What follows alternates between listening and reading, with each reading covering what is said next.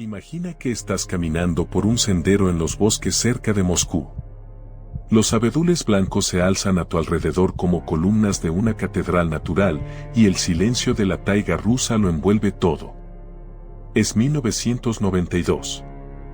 La Unión Soviética acaba de colapsar, Rusia atraviesa el caos económico más profundo de su historia moderna y el aire huele a hojas mojadas y a humo de fábricas distantes. De repente, los oyes. Pasos pesados. Demasiado pesados. Te giras y lo ves, un hombre de casi 2 metros de altura, 130 kilos de músculo y grasa moviéndose hacia ti con una agilidad imposible para alguien de su tamaño. No tienes tiempo de correr. No tienes tiempo de gritar. En los bosques de Balasica, en las afueras de Moscú, alguien al que llaman el hipopótamo, está cazando. Y tú acabas de convertirte en su 19ª víctima. Sergei Vasilievich Rayakovsky, conocido como el Destripador de Balasica y el Hipopótamo, fue un criminal soviético ruso responsable del fallecimiento de 19 personas en el área metropolitana de Moscú entre 1988 y 1993. Con una altura de 1,96 m y un peso de 130 kilos, su apodo no era una metáfora poética sino una descripción literal. Era un hombre cuyo tamaño físico generaba terror antes de que sus víctimas comprendieran sus verdaderas intenciones. Apuñalaba o estrangulaba a sus víctimas, mutilaba algunos cuerpos en zonas específicas, robaba sus pertenencias y cometía actos perturbadores con los cuerpos sin vida. Fue arrestado el 13 de abril de 1993 y sentenciado originalmente a la pena de fallecimiento por fusilamiento. Sin embargo, Rusia abolió de facto la pena capital en 1996, y Rayakovsky pasó el resto de sus días en una colonia penal de máxima seguridad en Solikamsk, donde falleció el 21 de enero de 2005 de tuberculosis no tratada. Tenía 42 años. El 29 de diciembre de 1962, en Balasica, una ciudad industrial en el Oblast de Moscú, en la Unión Soviética, nació Sergei Rayakovsky. Balasica era exactamente el tipo de lugar que el sistema soviético construía con orgullo, una ciudad satélite de Moscú dedicada a la industria pesada, con bloques de apartamentos idénticos donde miles de obreros vivían vidas reguladas por el Estado. Nadie en Balasica imaginaba que uno de sus hijos crecería para convertirse en el criminal más temido de la región. Pero Sergei nació diferente. Padecía un defecto físico que lo distinguía de los otros niños desde el primer momento, y este defecto lo convirtió en el blanco perfecto para la crueldad infantil. En el patio de la escuela, mientras los otros niños jugaban al fútbol o intercambiaban estampas de cosmonautas, Sergei era empujado, insultado, golpeado. El bullying que Sergei sufrió en la escuela no fue un episodio pasajero sino una constante diaria que se extendió durante años.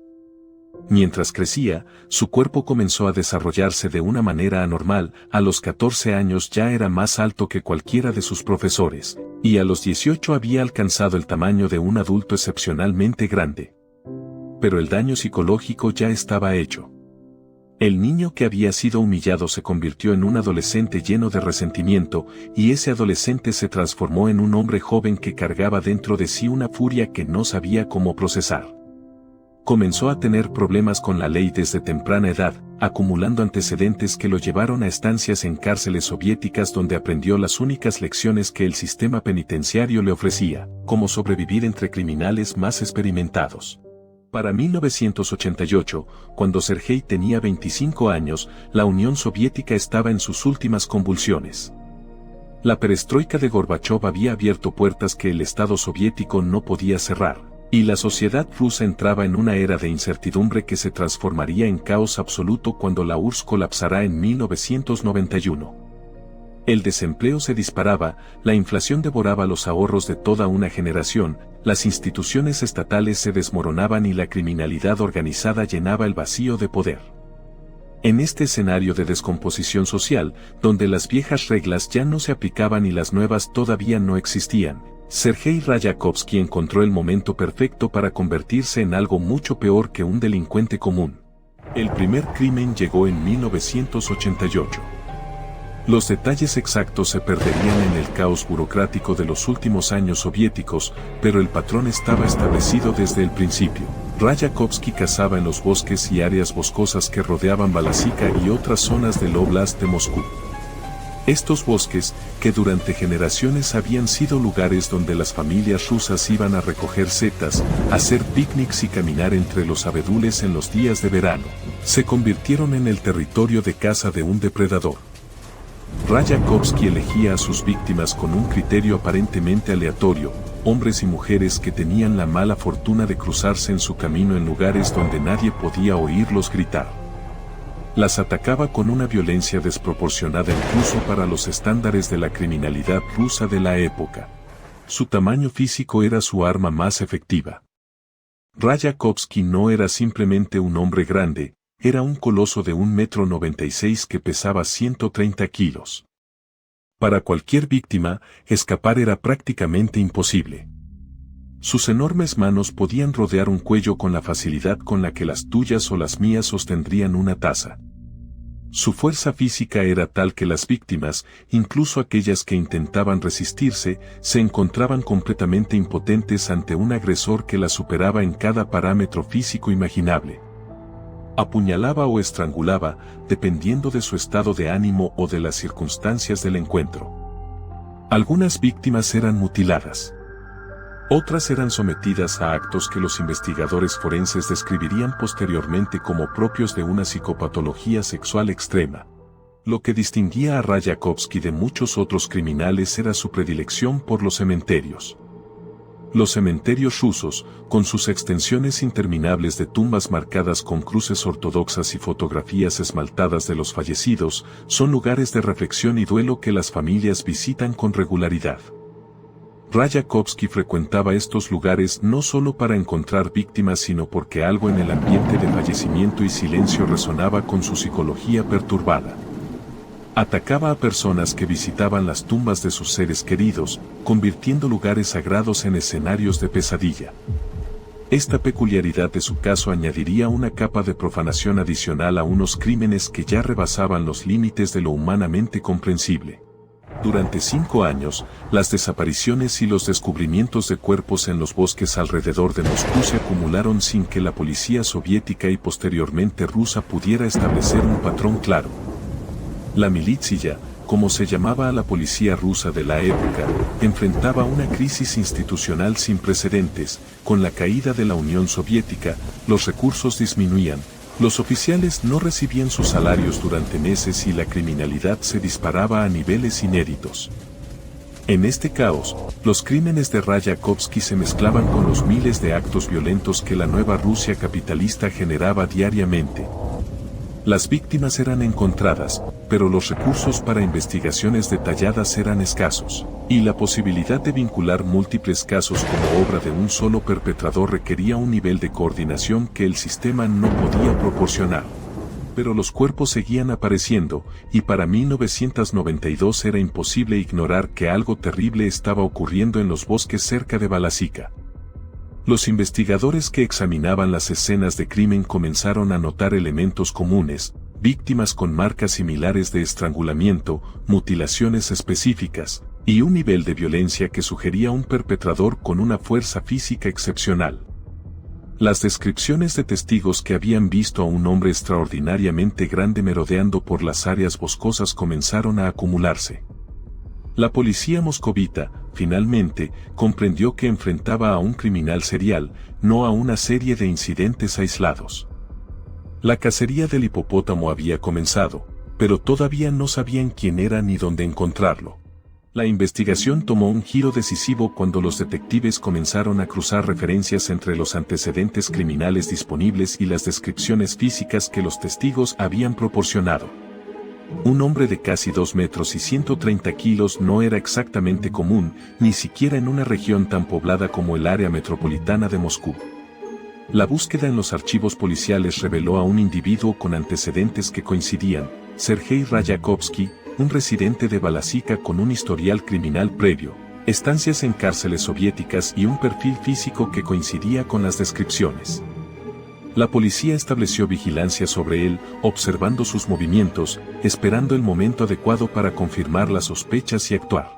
El 13 de abril de 1993, la espera terminó.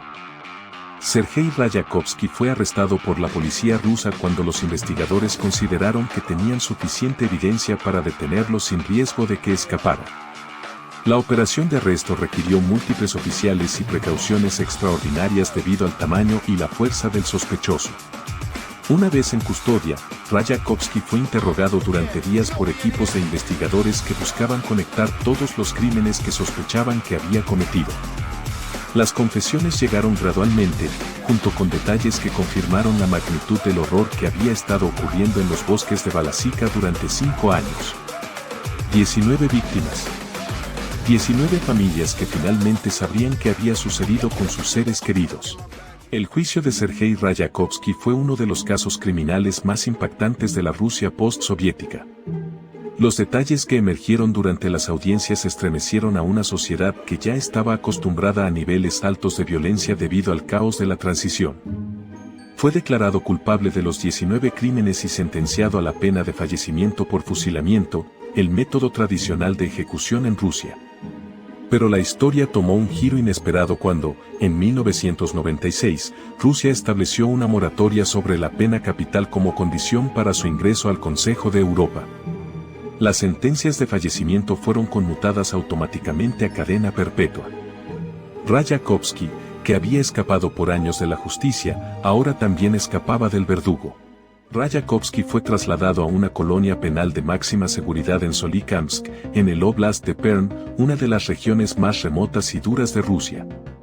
Las colonias penales rusas, herederas directas del sistema Gulag soviético, son lugares donde el castigo se mide tanto en años como en condiciones de existencia. Solikamsk, en particular, es conocida por sus inviernos brutales, su aislamiento geográfico y su régimen carcelario estricto. Allí, lejos de los bosques de Balasica donde había cazado, lejos de las víctimas que había aterrorizado, Rayakovsky pasó los últimos años de su vida en una celda donde su tamaño físico ya no le proporcionaba ventaja alguna. El depredador se había convertido en preso. El cazador se había convertido en presa del sistema. El 21 de enero de 2005, Sergei Rayakovsky falleció en la colonia penal de Solikamsk. La causa oficial, tuberculosis no tratada. La tuberculosis es una enfermedad que la Rusia postsoviética nunca pudo erradicar, particularmente en su sistema penitenciario, donde las condiciones de hacinamiento, la mala nutrición y el acceso limitado a tratamiento médico crean el ambiente perfecto para que la enfermedad prolifere. Rayakovsky, el hombre cuyo enorme cuerpo había sido su arma más temible, fue derrotado por una bacteria microscópica que su sistema inmune debilitado no pudo combatir. Tenía 42 años. 12 de esos años los había pasado en prisión. Sus 19 víctimas habían sido vengadas, no por la pena de fallecimiento que su sentencia original había prometido, sino por el lento deterioro de un sistema que lo había contenido hasta el final. El caso de Sergei Rayakovsky se convirtió en un estudio de caso para los criminólogos rusos y soviéticos que intentaban comprender cómo la transición de un régimen totalitario a uno capitalista había creado las condiciones para que criminales como él prosperaran. La combinación de instituciones colapsadas, recursos policiales insuficientes, una sociedad en estado de shock económico y vastas extensiones boscosas que proporcionaban cobertura geográfica habían permitido que un hombre cuyo apodo era el hipopótamo, por su tamaño literalmente gigantesco, operara durante 5 años antes de ser detenido. El caso impulsó reformas en la coordinación policial entre regiones rusas, en el manejo de archivos criminales y en el reconocimiento de patrones que pudieran indicar la presencia de criminales seriales operando en vastos territorios. 19 personas que paseaban por los bosques de Balasica. 19 rusos y rusas que visitaban las tumbas de sus seres queridos. 19 vidas truncadas por un hombre cuyo tamaño físico solo era superado por la magnitud de su perturbación psicológica. Los bosques alrededor de Moscú siguen ahí, los abedules siguen alzándose hacia el cielo y las familias rusas siguen recogiendo setas en los días de verano. Pero para quienes recuerdan los años entre 1988 y 1993, cada caminata por esos senderos lleva consigo el eco de un tiempo en que un hombre llamado el hipopótamo convirtió la naturaleza en su coto de caza personal.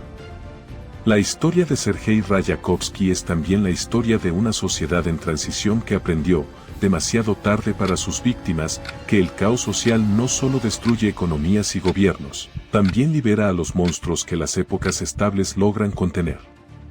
Que la memoria de cada una de esas 19 personas sea un recordatorio de que la vigilancia social es el precio permanente de la civilización.